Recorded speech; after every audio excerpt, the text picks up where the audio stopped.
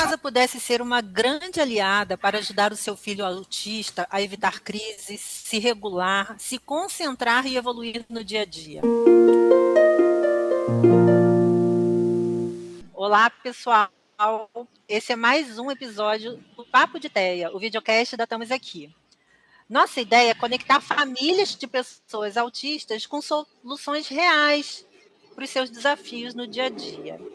Eu sou Ana Guedes, cofundadora da Estamos Aqui, junto com a Cris Calmon, e eu também sou mãe atípica. O meu filho mais novo, Tomás, tem autismo severo. Oi, eu sou a Cris Calmon e hoje vamos falar sobre um tema que pode transformar completamente a rotina de uma criança autista e de toda a família: o ambiente. Porque muitas vezes o comportamento da criança autista não é birra e nem falta de limite. É uma resposta ao ambiente. Luz, som, textura, organização, tudo isso impacta diretamente na regulação, no aprendizado e até na autonomia. E para falar sobre isso, a gente trouxe uma convidada muito especial, a Isabel Cizinho. Ela é terapeuta ocupacional, referência em integração sensorial, fundadora da clínica Integrando em Niterói e responsável pelo espaço sensorial do Rock in Rio. Ou seja, ela conseguiu levar a acessibilidade para um dos maiores eventos do mundo. Isabel, seja muito bem-vinda ao Papo de Teia. Muito prazer, eu sou a Isabel, né? Antes de tudo, eu só queria fazer um adendo, né? Que junto, se eu não tivesse a minha sócia ao meu lado, a Francine, né? Que foi com quem começou o Espaço Integrando, talvez nada disso estivesse acontecendo, né? Inclusive, o espaço sensorial do Rock in Rio foi pensado, foi uma coisa que nós pensamos muito em conjunto. Tá ótimo.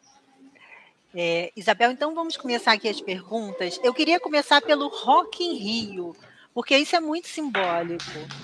Como surgiu a ideia de criar um espaço sensorial dentro de um evento desse porte?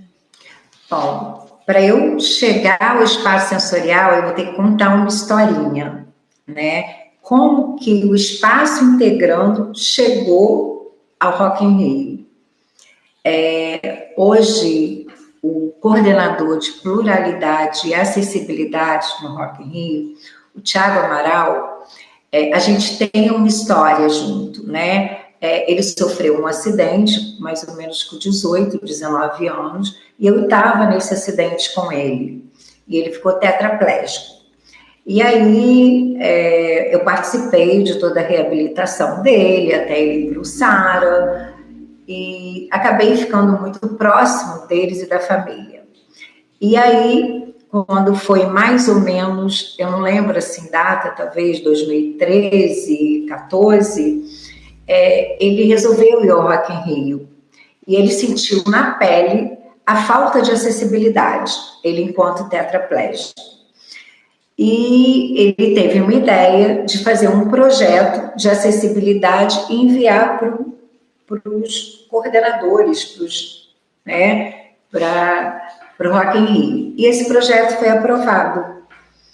E isso, para a gente, foi um marco, né? Enquanto ele, que tinha vivido tudo na pele, da falta de acessibilidade, de banheiro, de espaço. E no ano de 2017 seria o primeiro ano dele como coordenador de acessibilidade. E foi o primeiro ano que teve alguns espaços acessíveis no Rock in Rio. E aí, uma pessoa muito importante, que é a Neuza Rossi, ela teve a ideia de eu levar o meu grupo terapêutico, que aqui na clínica a gente tem os grupos terapêuticos, que são os adolescentes, os adultos, levar eles ao Rock in Rio. Na hora, foi assim como que eu vou levar eles para o Rock in Rio? Né? Eles são autistas, eles não gostam de barulho, a luz vai ser um problema. Ela falou, não, vamos levar. E a gente comprou esse desafio, né? Eu não lembro agora exatamente, mas era uma banda muito famosa. Eu não lembro assim, o nome da banda, mas era uma banda irlandesa muito famosa. E fomos. E assim, realmente, nesse primeiro ano, como a acessibilidade estava começando, a gente não tinha muito recurso. E eu estava com alguns pacientes que eu sabia que tinha problema com focos, tinha problema com muita gente em volta, mas a gente foi tentando se adequar. E a própria coordenação da acessibilidade lá teve muito cuidado com a gente. Então, ligava, daqui a 5 minutos vai ter os fogos, daqui a 5 minutos... Então, a gente ia procurando espaços aonde tivesse menos aglomeração de pessoas, aonde a gente pudesse acolher aqueles que a gente sabia que iriam desregular.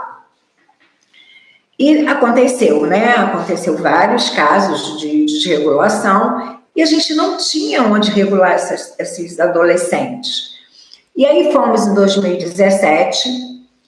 Quando foi em 2019, nós voltamos, porque eles queriam ver Red Hot Chili Peppers, esse eu não vou esquecer o nome, e tivemos mais um caso de desregulação bem sério, e também não tínhamos onde regular eles. Aí logo depois veio a pandemia, e aí nós voltamos no Rock in Rio em 2022, né? Que acho que foi quando voltou o Rock in Rio.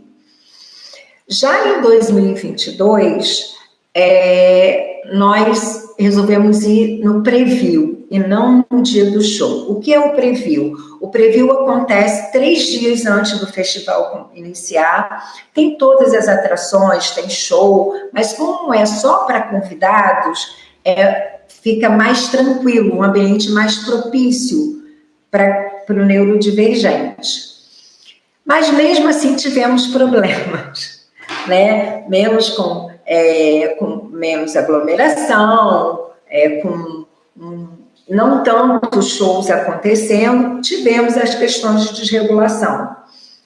E foi aí que eu e a Francine resolvemos conversar com o Thiago Amaral o porquê de não ter nesses eventos um espaço onde a gente pudesse regular essas crianças, esses adolescentes. Desculpa falar crianças, que para a gente sempre vai ser criança, né? Eu lembro que em 2022 a gente teve que ir para um lugar muito distante, né? Tipo uma passarela, assim, com essa menina para a gente conseguir regular ela. E aí fomos alimentando, aí o Thiago não entendia o que era processamento sensorial, o que era uma desregulação, como era esse ambiente. E aí a gente fez um projeto, né? Fizemos um projeto e fomos apresentar para o grupo Rock World, né? Chamamos a Spider Equipamentos para ser nossa parceira nessas montagens da sala e foi assim, foi um sucesso, porque quando a gente foi apresentar essa palestra, esse projeto para toda a equipe do Rock World, devia ser mais ou menos umas 300 pessoas, a Spider criou um protótipo de uma sala dentro da empresa, né, onde os funcionários puderam experimentar esses equipamentos, porque, assim, é diferente uma sala de integração sensorial para uma sala de regulação, né, para uma sala sensorial, é completamente diferente.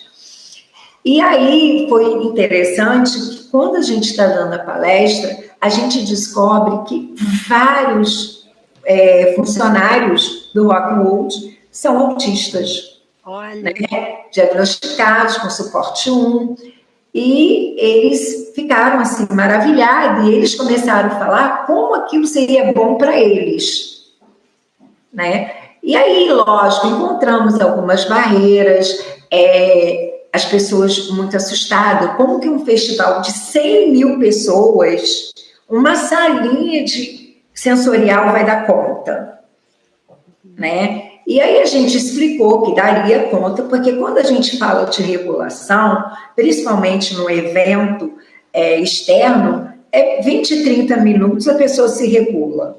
Agora, é importante falar também que nessas salas, o profissional que está lá é o terapeuta ocupacional, porque ele tem técnicas para regular essa pessoa num curto espaço de tempo, né? Então, assim, aí a primeira sala foi feita lá no Detal, em São Paulo, né? Foi assim, o projeto piloto, vamos botar lá, vamos ver se vai dar certo.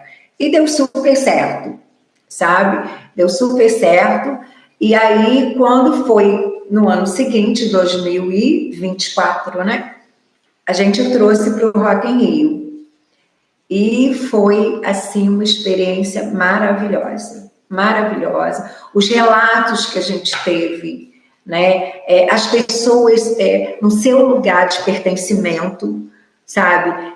Famílias que vieram de outros estados porque sabiam que podiam vir com seus filhos, porque ia ter um lugar para regular eles. Então, foi assim, foi uma experiência maravilhosa. A gente montou a sala lá, nós éramos uma equipe de 9 terapeutas ocupacionais, que a gente se revezava por turno, né? E eu também pude entender um pouco essa dificuldade que eu sentia no meu grupo, né? E eu pude passar isso porque eu vi isso na prática, né? Os autistas, principalmente, a maioria suporte 1, que em qualquer sinal de desregulação, eles iam na sala. Aí eles iam na sala, usavam os recursos que nós tínhamos, se regulavam, voltavam e iam assistir o show. Então, assim, eles conseguiram estar ali. E isso foi muito importante. Ótimo. História linda, Isabel. E aí eu vou aproveitar aqui e já emendar numa outra pergunta para você, que talvez seja interessante para você aprofundar um pouquinho, né? Como na prática funcionou esse espaço e o que vocês pensaram em termos de estímulo, acolhimento e regulação para essas pessoas? O que de fato tinha nessa sala? Bom, nessa sala tinha um equipamento suspenso, né, que era a gente chama o disco de lycra. O disco de lycra quando a gente está num ambiente desse, que a gente precisa regular uma pessoa num curto espaço de tempo, né, a gente vai trabalhar com estímulo tato, o tato profundo, né? Então, a gente tinha esse disco de lycra. O disco de lycra, a pessoa entra lá dentro e ele é abraçado. E ele tem um movimento, né? Tínhamos uma piscina de bolinha, que regula muito.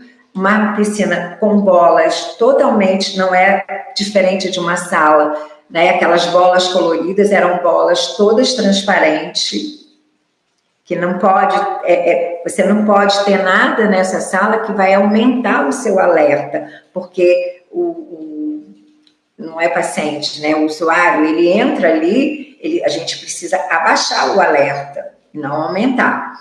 Então, a luz e a temperatura são muito importantes, né? Então, a luz adequada, temperatura adequada e muitos colchões, muitos ponderados. O que são os ponderados? São cobertores com um certo peso, justamente para dar essa sensação de abraço, né? Que a gente precisa desse peso em cima.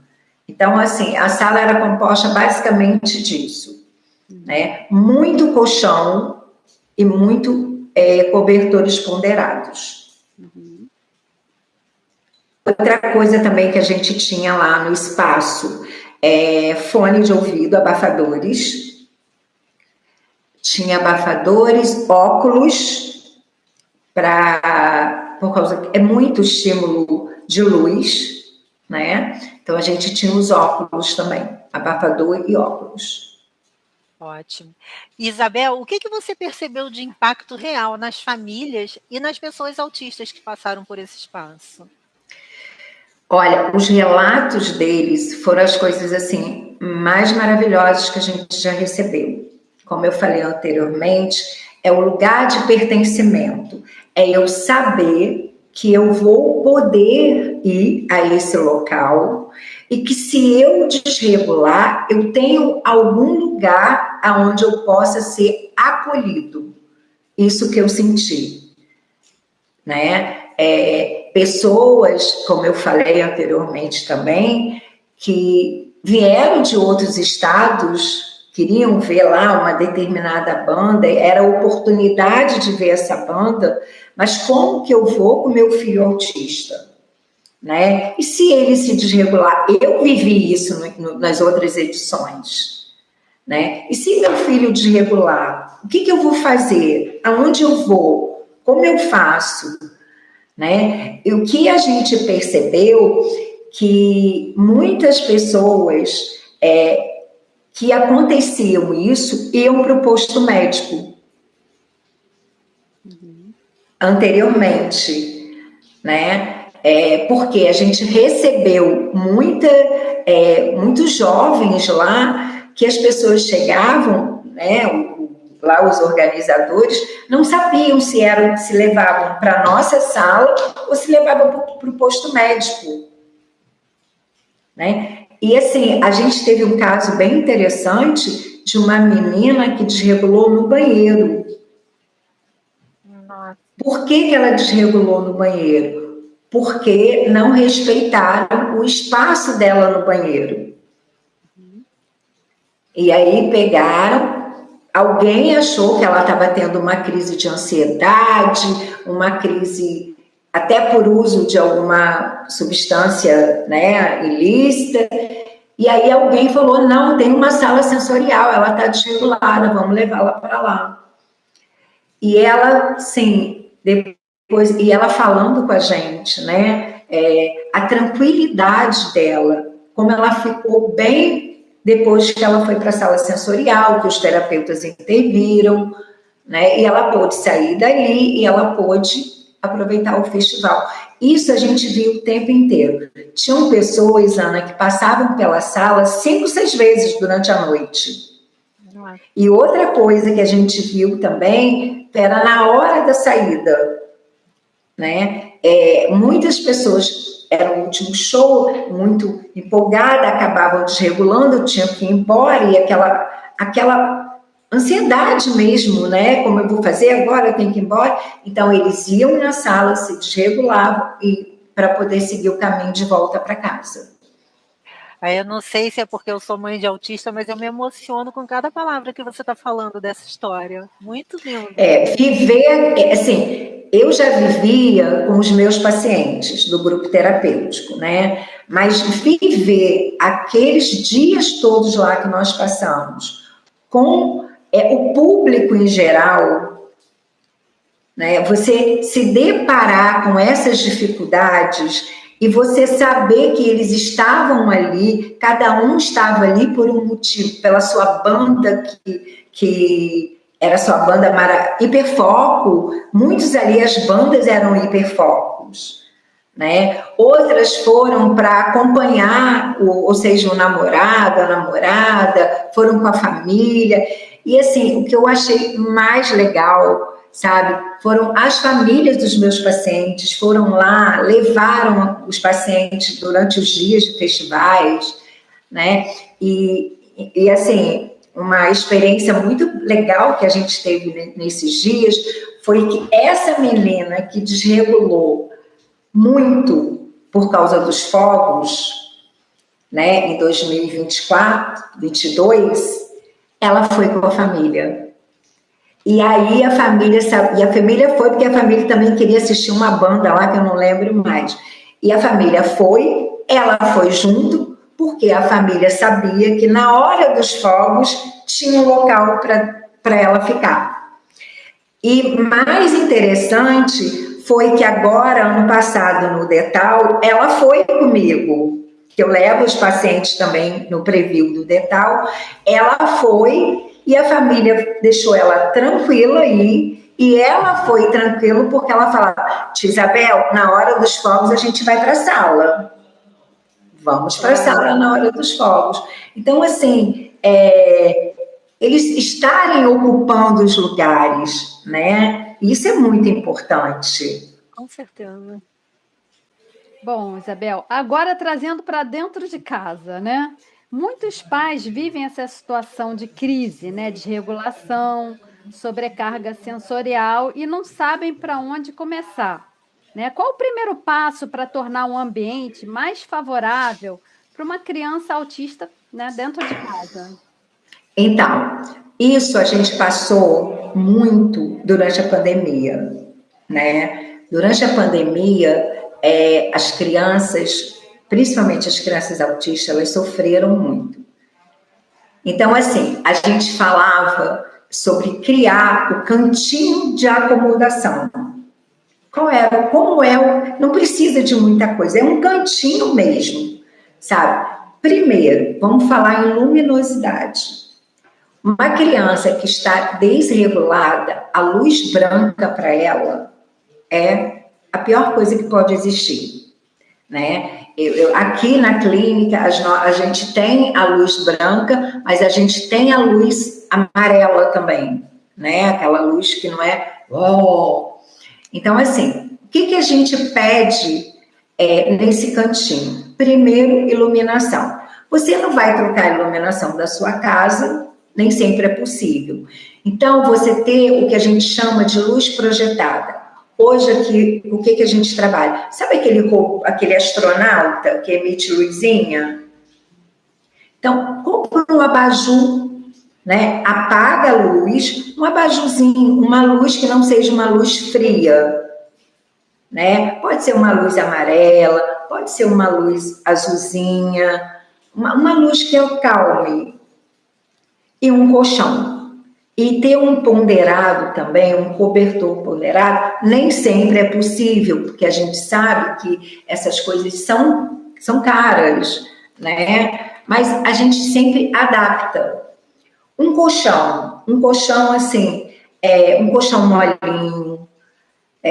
Você compra espuma, você vai nessas casas de colchoaria, né? Tem aquelas espumas cortadas, faz um colchão com uma lycra, né? Você não precisa ter em casa um equipamento pendurado, nada disso, né? A gente fala que o cantinho de acomodação, ele precisa ter uma boa temperatura, uma boa iluminação. Quando a gente fala em uma boa iluminação, é uma iluminação baixa e um colchão. Quando a gente fala em colchão, é aquele colchão, né, tipo almofada, um almofadão, né? E, se possível, um cobertor ponderado. É isso que a gente necessita para dentro de casa. Eu já vi, né, famílias fazendo em casa tipo uma sala de integração sensorial, pendurando coisas. Não adianta, porque primeiro que não vai saber usar, né? Então, assim, eu posso ter um disco de like em casa, mas eu vou saber usar aquilo, como usar, a hora que usar, eu vou saber se eu vou balançar ou se eu vou rodar, em que intensidade, como que eu vou fazer. Então, assim, eu não aconselho a pessoa ter equipamento pendurado em casa, né? O cantinho de acomodação é esse. E durante a pandemia, a gente fez muito cantinho de acomodação e deu certo. Que ótimo. Na verdade, Isabel, a próxima pergunta seria exatamente sobre isso, né? Que a gente ouve falar nesses cantinhos da calma, nesse da acomodação. Agora, aproveitando, né, que você já respondeu isso, só uma dúvida que ficou. Qual seria essa temperatura ideal? Você falou na temperatura, mas... Eles não gostam do calor, né? Então, seria assim, uma temperatura entre 20 graus, por aí, né? Tem que ser alguma coisa... Eles não podem sentir frio, né? E essa questão da temperatura ideal, eu vou falar, Ana, eu tiro por mim. Eu sou uma pessoa friorenta, né? Hoje eu entrei aqui, o ar estava ligado, eu falei, Deus que me perdoe, está muito frio. Eu desliguei. Algumas pessoas vão entrar aqui, vão achar que está um calor infernal e vão querer ligar o ar. Então, assim, isso vai de cada um. Mas eu acredito que a temperatura ideal seja entre 20 e 22 graus, por aí. Eu também sou friorenta, também tenho esse problema. Pois é. Aí nem sempre aquele lugar agradável vai ser bom para a gente, né? Sim, sim. Não pode ser um ambiente com calor. Por exemplo, esses dias eu vivi, né? Eu não vou citar o local porque não cabe. Eu fui numa exposição com o meu grupo terapêutico e um paciente meu desregulou. E aí eu fui informada que tinha um espaço de regulação. Eu saí com ele e fui. Gente, quando eu cheguei lá, primeiro, era um lugar assim, hiper iluminado. Nossa. Um calor, que eu que sou friorenta, um calor desesperado. Não tinha um colchão, não tinha uma almofada, era um improviso tão grande, que chegou a ser desrespeitoso. E o profissional que estava lá não era um profissional de terapia ocupacional, porque eu também acho que um profissional de terapia ocupacional ia se recusar a estar naquele espaço. Aí eu, com muito jeito, eu fui falando, olha, aqui é impossível você regular o quê? Primeiro, por causa da iluminação. Segundo, por causa da temperatura, né? Ok, é válida a intenção, mas de boa intenção a gente sabe que o inferno está cheio, né? Então, assim, e o que eu tenho aqui para regular ele? Tinha cadeira, né? Eu não posso botar ele sentado numa cadeira no estado que ele está. E o tatame é aquela folhinha. O tatame, ele tem que ter uma espessura, né? Eu falei, se ele se jogar aqui, ele vai cair. Ele vai se machucar.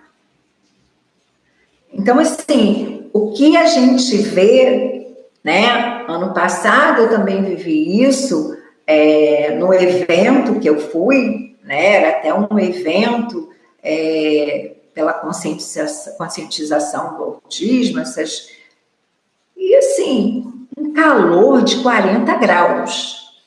E montaram um espaço sensorial ao ar livre. Quem é que vai se regular com calor de 40 graus? É difícil. Né?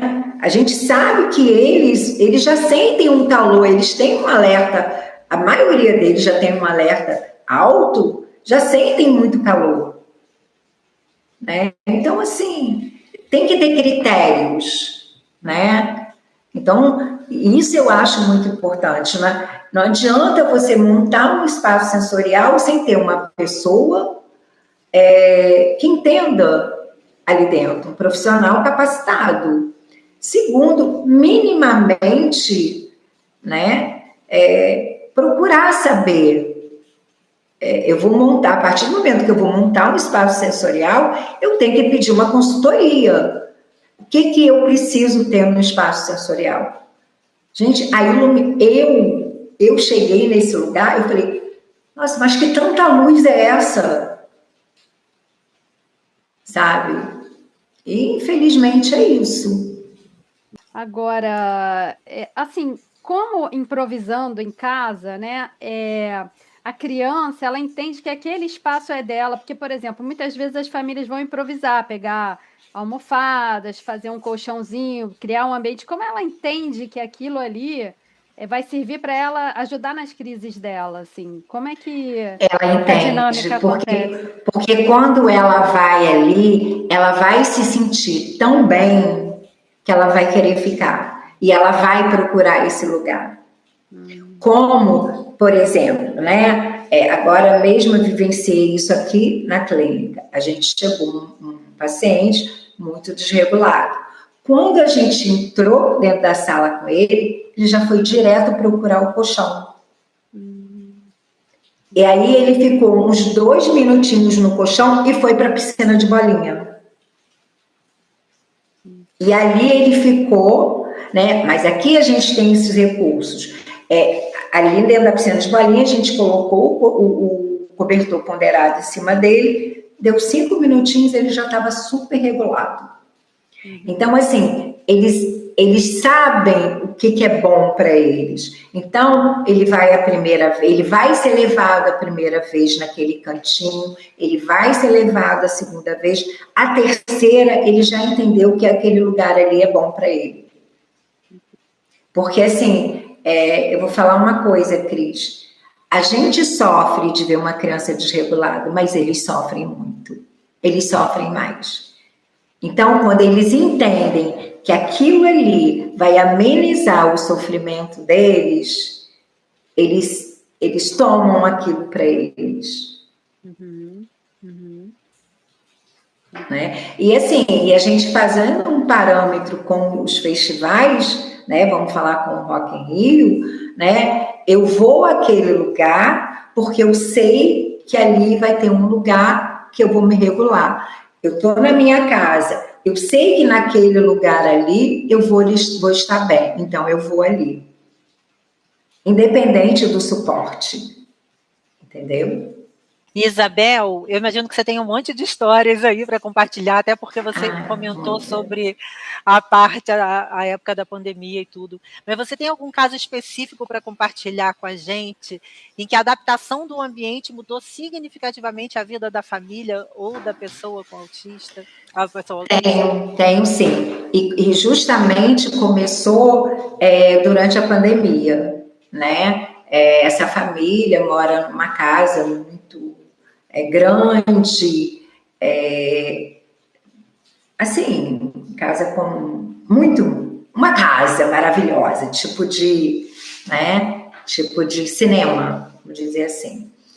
E durante a pandemia, essa criança ficou muito desregulada, porque eles ficaram, alguns retornaram rápido, outros não, né? Por questões que tinham pessoas de idade na família, e esse paciente não pôde retornar, porque os avós foram para lá, né? Então era de risco, tudo. E ele estava, assim, muito desregulando demais. A mãe estava muito preocupada. E aí foi quando eu fui na casa, né, procurar um local onde eu pudesse montar esse cantinho de acomodação, vamos dizer assim, né? E aí consegui montar lá o cantinho dele, e ele tomou esse cantinho para ele, e foi assim, e eu comecei a atender ele em casa. Até então ele não aceitava, mas foi a partir desse cantinho que eu comecei a fazer a intervenção com ele em casa. E quando acabou toda essa novela da pandemia, ele voltou para a clínica como se eu ia uma vez na semana. O restante da semana era a família que, né, com a minha orientação, a família que fazia lá as intervenções. Quando ele voltou, que acabou a pandemia, não parecia que ele tinha passado por uma pandemia. Né? Esse foi um dos casos. Eu tive 2 casos bem significativos, mas esse, inclusive, ele está com a gente até hoje. Esse paciente está aqui na clínica, acho que desde 2 anos de idade. Né? Ele hoje já está um rapazinho. Né? E, assim, o que foi importante esse cantinho para ele? Que quando ele retorna, né, ele retorna bem. Ele consegue retornar de uma forma como se não tivesse acontecido nada, diferente de outros. Né? Eu acho que, assim, o que mais impactou na construção desses cantinhos foi durante a pandemia. Que esse episódio traz uma mensagem muito importante, né? Pequenas mudanças, como a Isabel falou, né? Não precisa ser nada grandioso, já podem fazer uma diferença enorme na regulação, no comportamento e na qualidade de vida da família inteira. E a gente lembra que a Isabel é uma TO que também está cadastrada no nosso aplicativo, que é um buscador de especialistas em autismo da Estamos Aqui. Isabel, muito obrigada por compartilhar tanto conhecimento de forma tão prática com a gente. Eu que agradeço, né, o convite, né? Estou aqui à disposição. Esse ano a gente tem novamente o Rock in Rio, né? A sala sensorial está lá. E vocês estão convidadas a ir lá conhecer a sala. Com certeza. Iremos, e eu ainda vou levar o Tomás, hein? O Preview é uma ótima oportunidade de vocês irem conhecer. Leva o Tomás, os pacientes aqui da clínica vão. O Tomás vai adorar. Isabel, é impressionante que o Tomás ele tem uma ligação com a música desde pequenininho. Uma vez a gente foi num show de rock da escola. E ele, assim, o meu outro filho, que é típico, estava tapando o ouvido, que era um rock muito pesado e tal. E o Tomás, animadão. Eu não sei nem se ele se desregula num espaço dele, porque ele gosta tanto, sabe? Ana, no Preview, né, a gente sai daqui, em 2024, a gente saiu daqui da clínica com um ônibus e uma van, lotado, né, porque a gente abre para que vá um responsável. Então, vai o paciente e um responsável, né? Então, assim, eles vão os terapeutas, mas eles vão, eles dançam, eles aproveitam, eles se desregulou, vai na sala, porque a sala funciona também no Preview, né? Além de funcionar em todos os outros dias do festival, a sala funciona no Preview também, né? E assim, é uma experiência muito, muito gratificante, sabe? É muito cansativo, porque a gente fica lá de 2 da tarde às 2 da manhã. No dia seguinte, a gente sai de lá às 2h30 da manhã, 11 horas a gente já tem que estar lá, meio-dia a gente já tem que estar lá de novo. São dias seguidos, mas compensa. Compensa. Imagina. É muito gratificante. Pessoal, então, se esse conteúdo fez sentido para você e você quer contribuir com o nosso trabalho, segue e compartilha o nosso perfil, estamos aqui, @oficial, com outras famílias e que também precisam ouvir isso, que vão ser beneficiadas desse conteúdo. Obrigada, Isabel, e obrigada a todo mundo, e até o próximo Papo com Teia. Tchau. Tchau. Tchau.